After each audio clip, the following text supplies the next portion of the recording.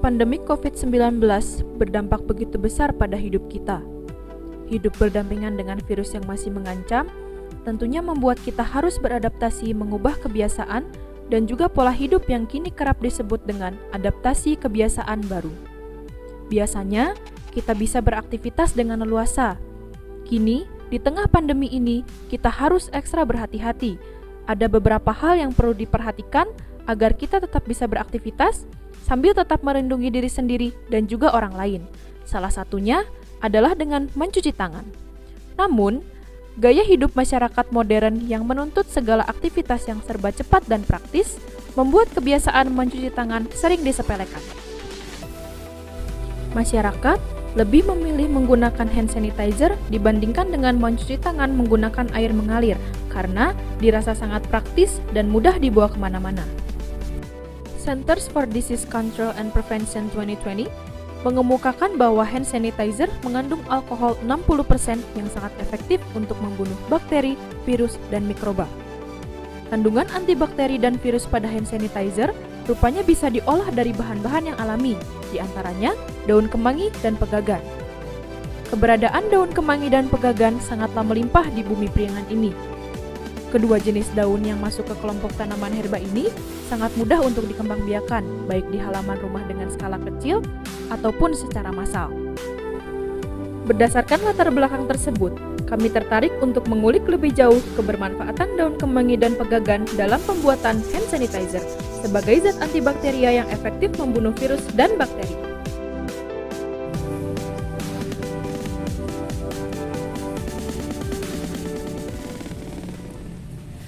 Assalamualaikum warahmatullahi wabarakatuh. Sampurasun Sobat Prestasi. Perkenalkan, nama saya Davina Putri Hidayanti dan ini rekan saya Afilia Rahimaswandi. Kami dari SMA YWKA Bandung. Di sini kami akan menjelaskan hasil penelitian kami yang berjudul Pemanfaatan ekstrak kemangi dan pegagan dalam pembuatan hand sanitizer. Dalam menyusun penelitian ini, kami berusaha menjawab rumusan masalah, yaitu bagaimana pemanfaatan ekstrak daun kemangi dan pegagan dalam pembuatan hand sanitizer. Dengan pertanyaan penelitian, pertama, manakah ekstrak daun yang memiliki efektivitas paling tinggi dalam menghambat pertumbuhan bakteri pada telapak tangan? Yang kedua, zat apakah yang terkandung dalam kemangi dan pegagan sehingga bisa menghambat pertumbuhan bakteri pada telapak tangan? Adapun tujuan dari penelitian yang kami lakukan yaitu untuk mengetahui bagaimana pemanfaatan ekstrak daun kemangi dan ekstrak daun pegagan dalam pembuatan hand sanitizer. Dalam menyusun penelitian ini, kami menggunakan metode eksperimen laboratorium dengan tahapan kerja. Pertama, membiarkan bakteri dari telapak tangan kita. Yang kedua, melakukan ekstraksi pada daun kemangi dan pegagan dengan metode mastrasi. Yang ketiga, melakukan uji resistensi guna mengetahui ekstrak daun manakah yang memiliki efektivitas paling tinggi. Dan yang terakhir, pembuatan produk hand sanitizer. Ingin tahu cara kami membuat hand sanitizer? Langsung aja yuk, kita ke lab.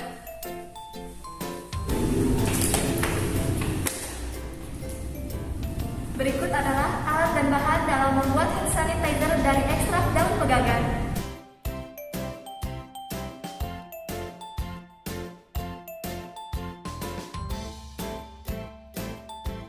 Pertama-tama, siapkan ekstrak daun pegagan sebanyak 90 ml.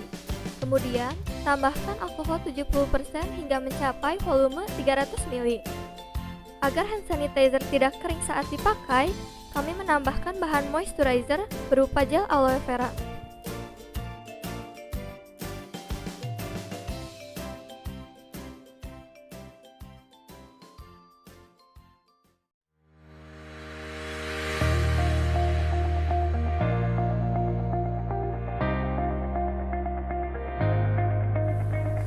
Berikut tabel hasil pengamatan yang telah kami lakukan. Bisa dilihat bahwa kontrol memiliki zona hambat dengan rata-rata ukuran 0,05 cm. Seharusnya kontrol tidak memiliki zona hambat. Hal ini diakibatkan oleh media inkubasi yang terlalu panas sehingga mengakibatkan penguapan pada kontrol. Dan adanya kontaminasi antara ekstrak daun kemangi dan ekstrak daun pegagan pada media kontrol.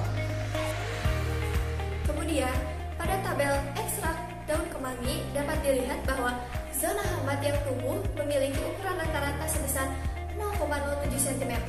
Hal ini menandakan bahwa ekstrak daun kemangi kurang efektif dalam menghambat pertumbuhan bakteri pada telapak tangan.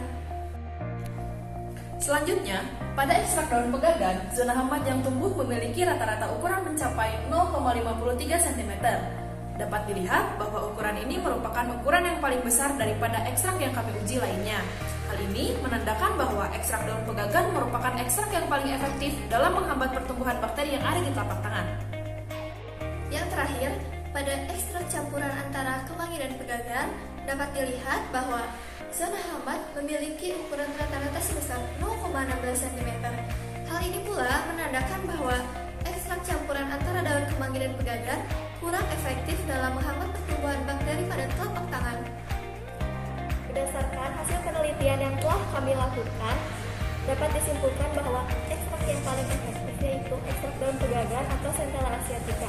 Hal tersebut dibuktikan dengan adanya ukuran rata-rata pada zona hambat sebesar 0,53 cm, di mana ukuran tersebut merupakan ukuran yang paling besar di antara ekstrak yang telah kami uji. Adapun saran dari kami jika sobat prestasi ingin melakukan penelitian dengan metode uji resistensi, sebaiknya untuk memperhatikan kesterilan alat dan bahan yang akan digunakan.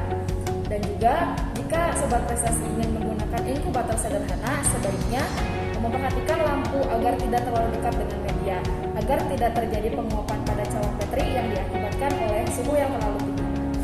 Jalan makan soto mie di dermaga samping menara. Cukup sekian video dari kami, semoga kami jadi juara. Kopsi 2021, meneliti itu seru.